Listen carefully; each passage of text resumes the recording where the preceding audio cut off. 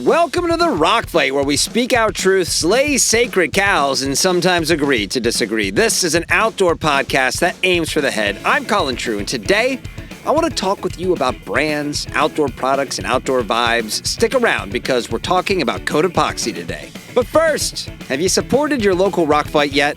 There are several ways to do this. Firstly, follow, rate, and review the Rock Fight wherever you are listening.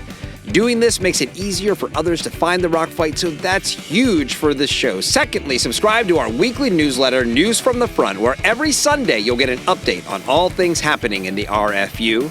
That's the Rock Fight universe to you, along with a few goodies you can't get anywhere else. Head to rockfight.co and click on Join the Mailing List.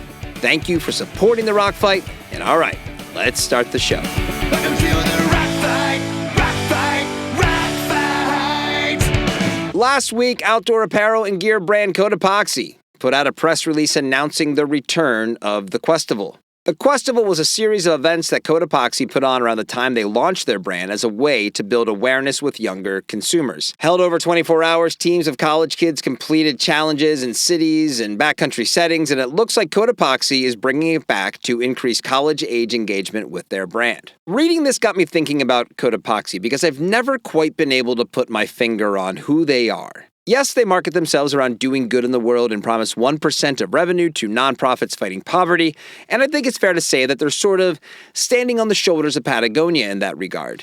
But accomplishing that good by being an apparel and gear brand means that all the good they do is financed by what they sell.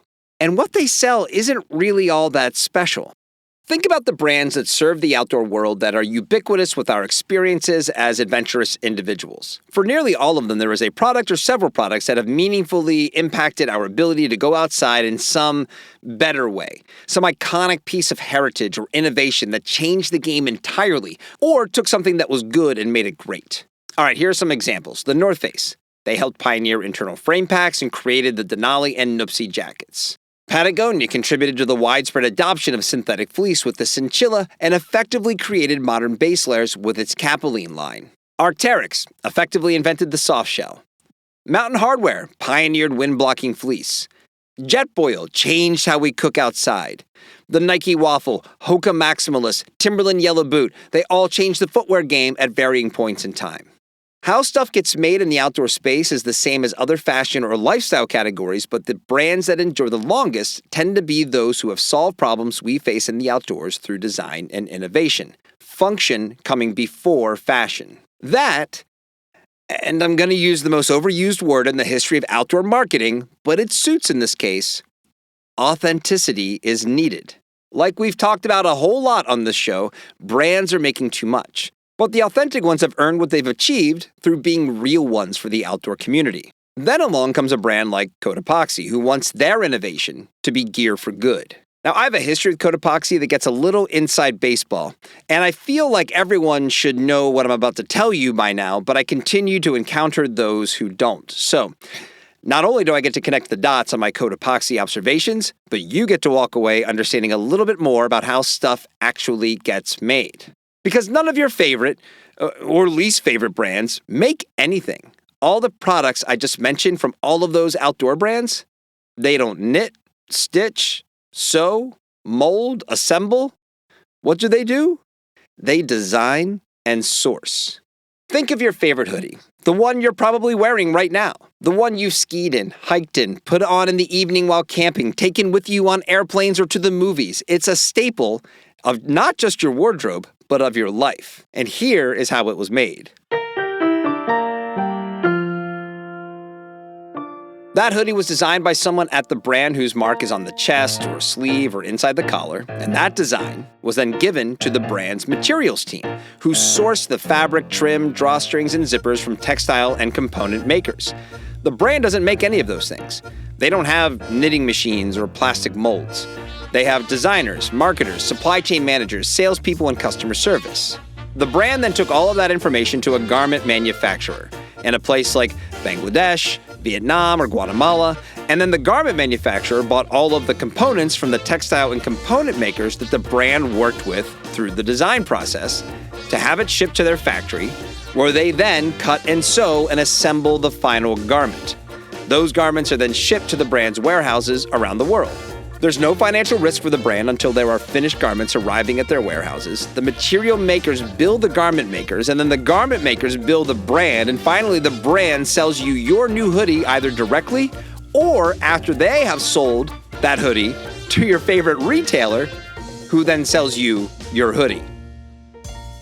You've heard me say on this podcast that I used to work for Polartec, who was a textile manufacturer. Polartec makes fabric. As the director of sales and marketing for North America for Polartec, part of my job was traveling around with my sales team to meet with the brands who used or could use our fabric in their products. As such, I was able to sit with every relevant and plenty of irrelevant performance apparel brands in North America because we wanted them all to use Polartec products.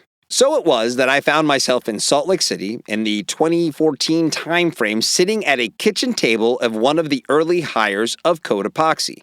They didn't have an office yet. It was early days, talking about what their line was going to look like and which Polartec products could be a good fit for their line. Their philosophy of being philanthropic was there from the get-go, but they were also interested in being a competitive outdoor brand too.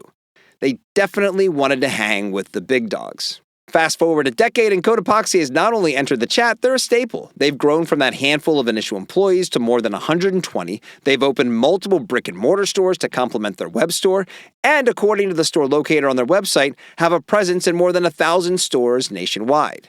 But what is their legacy item? If they closed up shop today, what would we remember about them? Insiders will point to the Del Dia collection, a line of bags and packs made from the scraps of material left behind by competitor pack manufacturers, and looking at their range, that would also be my nomination for the product or products for them to spend more time talking about. But when you start on Cotopaxi's homepage, Del Dia is buried beneath new products and promotions for what to buy for your next adventure. And even when you see a link to Del Dia, it doesn't call out what makes it different. Their apparel doesn't stand apart from anyone else's, and the last time I actually touched some of it, I was really underwhelmed at the quality of the materials they use. And what I'm trying to say is that Cotopaxi is building their brand on vibe. Their early days investment in young consumers with the Questival seems to have bought some goodwill, and the market has responded well to their color-blocking aesthetic. But as they mature, what is going to carry them? Trends run out. And like I asked my co-host Justin Hausman in Monday's episode of The Rock Fight, if you were in the market for a basic black puffy, why would you choose Cotopaxi's over anyone else's? Now, I'm not throwing errant rocks here for no reason or just to pick on them. I'm bringing this up because I want to live in a world where Cotopaxi is successful. But the outdoor industry works best when a problem is being solved. The best products and brands have a heritage of creative and innovative solutions to common issues within our community. How do we deploy materials to keep us dry and warm? How do we improve how we make things so that they last a really long time and fit isn't a problem? What can we put on our feet that allows us to climb like a mountain goat but are light as a feather and dry super quickly? How do we create portable shelters that barely weigh anything but can withstand the elements that would batter a house? The thing is that most of these problems have been solved. The challenge for new brands is either creating a better mousetrap or finding the needed innovations that have been overlooked. During my time with Polartec, I can tell you that everyone from the Cotopaxi-type startups where we met at kitchen tables to Goliaths like Nike thinks what they're doing makes a difference. They all think they have the secret sauce that consumers don't even know they want.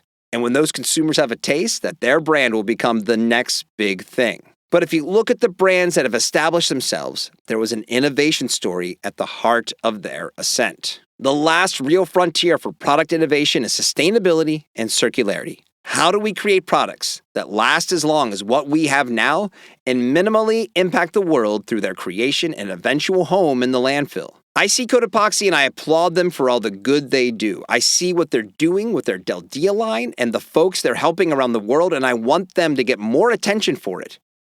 But then I see the way they're positioning their brand and I scratch my head.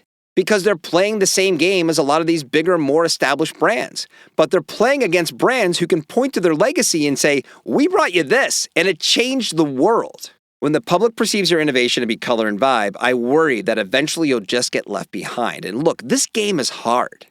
Think of the process I laid out just to get stuff made, the cost and time it takes, and one little stumble screws everything up. And trust me, I've been there when things have gotten screwed up. It ain't pretty.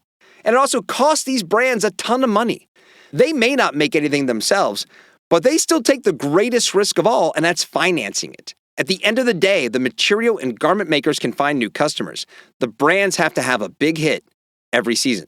So good luck to Cotopaxi and the newly relaunched Questival. I hope that they put their Del Dia initiative on display at each of these events and do their best to create buzz around the product that seems to mean the most to them. Cotopaxi, you may do good for others, but you probably need to do a little good for yourself as well. All right, that's the show for today. Do you own any Cotopaxi gear or apparel? What do you think? Do you work at Cotopaxi and want to push back on my comments? All of you with opinions on today's rock fight can throw some rocks of your own and email the show by emailing myrockfight@gmail.com. The Rock Fight is a production of Rock Fight LLC. I'm Colin True. Thank you for listening. And here to take us out, Johnny Quest thinks he's a goddamn sellout. It's Krista Makes with the Rock Fight fight song. We'll see you next time, Rock Fighters. Rock fight.